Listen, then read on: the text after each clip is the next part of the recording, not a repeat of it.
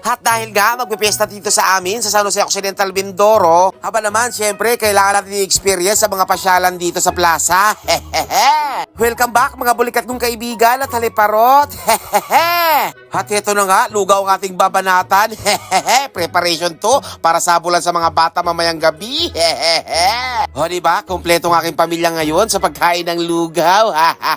With matching siopaw. Kaya naman sa mga tatay dyan, pag sinama kayo ng inyong mga asawa, mag-request muna kayong kumain. Kasi mamaya mapapalaban na naman tayo sa bantayan at ayan na nga, nag-i-start na tayo. Ayan, dahil sa sobrang init, nagpapayong na si Mayor dito sa plaza. O diba, ang ganda ng plaza namin sa gabi. Happy Fiesta po.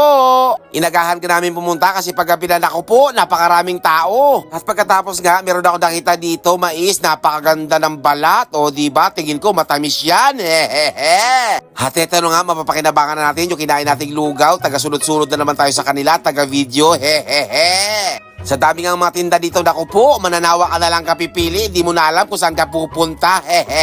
Pag uwi mo sa bahay nyo, naku, para kang galing sa palengke. At ito nga, nakita namin ang aming paborito, ang avocado, kaya naman bibili kami dito.